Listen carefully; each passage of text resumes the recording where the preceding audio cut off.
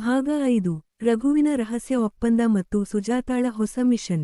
ಹೊರಗೆ ಮಳೆ ಹನಿಗಳು ಸ್ವಲ್ಪ ತಣ್ಣಗಾಗಿದ್ದರೂ ಸುಜಾತಾಳ ಕೋಣೆಯ ಒಳಗಿದ್ದ ವಾತಾವರಣ ಮಾತ್ರ ಇನ್ನೂ ಹಸಿಬಿಸಿಯಾಗಿಯೇ ಇತ್ತು. ರಘು ಹೋದ ಮೇಲೆ ಸುಜಾತಾ ಮತ್ತು ರಾಮು ಚಿಕ್ಕಪ್ಪನ ನಡುವೆ ಒಂದು ಕ್ಷಣ ಮೌನ ಆವರಿಸಿತು. ಸುಜಾತಾ ತನ್ನ ಬೆಡ್ ಮೇಲೆ ಕುಳಿತು ತನ್ನ ಹಳದಿ ಕುರ್ತಾವನ್ನು ಸರಿಪಡಿಸಿಕೊಳ್ಳುತ್ತಿದ್ದಳು. ಅವಳ ಮುಖದಲ್ಲಿ ಒಂದು ತರಹದ ನಾಚಿಕೆ ಮತ್ತು ಆತಂಕ ಎರಡೂ ಇತ್ತು. ರಾಮು ಚಿಕ್ಕಪ್ಪ ಮೆಲ್ಲಗೆ ಅವಳ ಹತ್ತಿರ ಬಂದು ಕುಳಿತರು. ನೋಡಿದ್ಯಾ ಸುಜಾತಾ, ನಿನ್ನ ಅಣ್ಣ ರಘು ಬಂದು ಹೋದ ಮೇಲೆ ಈ ಬಾಗಿಲು ಸರ್ವಿಸಿಂಗ್ ಮಾಡೋದು ಇನ್ನೂ ಮಜಾ ಅನಿಸ್ತಿದೆ. ಆತನಿಗೆ ನಮ್ಮಿಬ್ಬರ ಈ ಸೀಕ್ರೆಟ್ ಅಪ್ಲೋಡ್ ಬಗ್ಗೆ ಏನೂ ಬೇಜಾರಿಲ್ಲ ಅನ್ಸುತ್ತೆ ಅಂದರು ಚಿಕ್ಕಪ್ಪ ಅವಳ ಕೈಯನ್ನು ಸವರುತ್ತಾ. ಸುಜಾತಾ ಅವರ ಕಣ್ಣಲ್ಲಿ ಕಣ್ಣಿಟ್ಟು, ಚಿಕ್ಕಪ್ಪ, ಅಣ್ಣನಿಗೆ ವಿಷಯ ಗೊತ್ತಾಗಿದೆ ಅಂತ ನನಗೆ ಪಕ್ಕಾ ಡೌಟ್ ಇದೆ.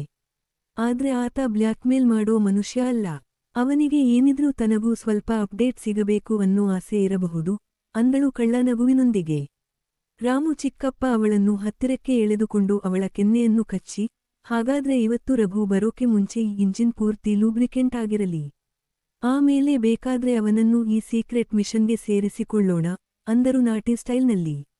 ಮತ್ತೆ ಮಳೆ ಜೋರಾಗತೊಡಗಿತು.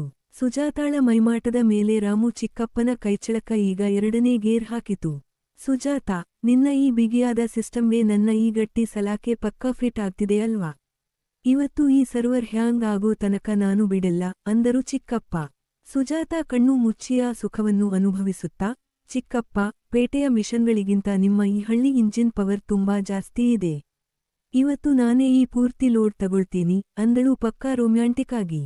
ಇಬ್ಬರ ನಡುವಿನ ಆ ಹಸಿಬಿಸಿ ಸಂಭಾಷಣೆ ಮತ್ತು ಆಟ ಮನೆಯೊಳಗಿನ ಶಾಖವನ್ನು ಇನ್ನೂ ಹೆಚ್ಚಿಸಿತು. ರಾಮು ಚಿಕ್ಕಪ್ಪನ ಪ್ರತಿಯೊಂದು ಸ್ಪರ್ಶವೂ ಸುಜಾತಾಳಿಗೆ ಹೊಸ ಅನುಭವ ನೀಡುತ್ತಿತ್ತು. ಚಿಕ್ಕಪ್ಪ, ನಿನ್ನ ಈ ಕೈಚಳಕಕ್ಕೆ ನನ್ನ ಇಡೀ ದೇಹ ಅಲುಗಾಡ್ತಿದೆ ಅಂತ ಗುಣುಗಿದಳು. ಇಷ್ಟರಲ್ಲಿ ರಘು ಹಿತ್ತಲ ಬಾಗಿಲಿನಿಂದ ಮೆಲ್ಲಗೆ ಒಳಬಂದು ಇವರ ಈ ಆಟವನ್ನು ದೂರದಿಂದಲೇ ನೋಡುತ್ತಾ ನಿಂತಿದ್ದ. ಅವನ ಕಣ್ಣಲ್ಲೂ ಈಗ ಆಸೆಯ ಕಿಡಿ ಇತ್ತು. ಬ್ಲ್ಯಾಕ್ಮೇಲ್ ಮಾಡುವ ಬದಲು ಆತ ಇವರ ಅಪ್ಡೇಟ್ ನೋಡಿ ಆನಂದಿಸುತ್ತಿದ್ದ. ಸುಜಾತಾ ರಘುವನ್ನು ನೋಡಿ ಗಾಬರಿಯಾಗುವ ಬದಲು ಅವನನ್ನು ಹತ್ತಿರ ಕರೆದಳು. ಬಾರೋ ಅಣ್ಣ, ಚಿಕ್ಕಪ್ಪ ಬಾಗಿಲು ಸರಿಪಡಿಸೋ ರೀತಿ ನಿನಗೂ ಗೊತ್ತಿರಲಿ ಅಂದಳು. ರಘು ನಾಚಿಕೆಯಿಂದ ಹತ್ತಿರ ಬಂದು ರಾಮು ಚಿಕ್ಕಪ್ಪನ ಶಕ್ತಿಯನ್ನು ನೋಡಿದಂಗಾದ. ಚಿಕ್ಕಪ್ಪ, ನಿಮ್ಮ ಈ ಪವರ್ ನನಗೂ ಸ್ವಲ್ಪ ಕಲಿಸಿಕೊಡಿ, ನಾನು ಕೂಡ ನನ್ನ ಮಿಷನ್ಗೆ ಇದನ್ನೇ ಇನ್ಸ್ಟಾಲ್ ಮಾಡಬೇಕು ಅಂದ. ಅಲ್ಲಿಂದ ಶುರುವಾದ ಆ ಹೊಸ ರಹಸ್ಯ ಒಪ್ಪಂದ ಮನೆಯವರ ಕಣ್ಣಿಗೆ ಬೀಳದಂತೆ ನಡೆಸುವ ಒಂದು ಪಕ್ಕಾ ನಾಟಿ ಪ್ಲಾನ್ ಆಗಿ ಬದಲಾಯಿತು. ಮಧ್ಯಾಹ್ನದ ಆ ಬಿಸಿಲು ಮಳೆಯಲ್ಲಿ ಈ ಮೂವರ ನಡುವಿನ ರಹಸ್ಯ ಮಾತುಕತೆ ಇನ್ನೂ ರೋಚಕವಾಯಿತು. ರಘು, ನೀನು ಹೊರಗಡೆ ನಿಂತು ಯಾರೂ ಬರದ ಹಾಗೆ ಪಕ್ಕಾ ನೆಟ್ವರ್ಕ್ ಕೊಡಬೇಕು. ಸುಜಾತಾಳ ಸಿಸ್ಟಮ್ನಲ್ಲಿ ಏನಾದ್ರೂ ಎರರ್ ಬಂದ್ರೆ ನಾನಿದ್ದೇನೆ ಅಂದರು ಚಿಕ್ಕಪ್ಪ. ಸುಜಾತಾ ನಗುತ್ತಾ, ನನ್ನ ಈ ಹಸಿಬಿಸಿ ಇಂಜಿನ್ಗೆ ಇಬ್ಬರು ಮೆಕ್ಯಾನಿಕ್ಗಳು ಸಿಕ್ಕಿದ್ದಾರೆ, ಇನ್ಮುಂದೆ ಈ ಮಿಷನ್ ಫುಲ್ ಪವರ್ನಲ್ಲಿ ಓಡುತ್ತೆ ಅಂದಳು. ಹೀಗೆ ಇಬ್ಬರ ನಡುವಿನ ಮಾತುಕತೆ ಮತ್ತು ಆ ಹಸಿಬಿಸಿ ಆಟ ಸುಮಾರು ಹೊತ್ತು ನಡೆಯಿತು. ರಾಮು ಚಿಕ್ಕಪ್ಪನ ಪವರ್ ಮತ್ತು ಸುಜಾತಾಳ ಆ ನಾಟಿ ಹಸಿವು ಒಂದಕ್ಕೊಂದು ಬೆರೆತು ಮನೆಯಲ್ಲೊಂದು ಹೊಸ ಇತಿಹಾಸ ಸೃಷ್ಟಿಸಿತು. ಮಳೆ ನಿಂತ ಮೇಲೂ ಇವರ ಈ ಇಂಜಿನ್ ಸರ್ವಿಸಿಂಗ್ ಮಾತ್ರ ನಿಲ್ಲಲಿಲ್ಲ.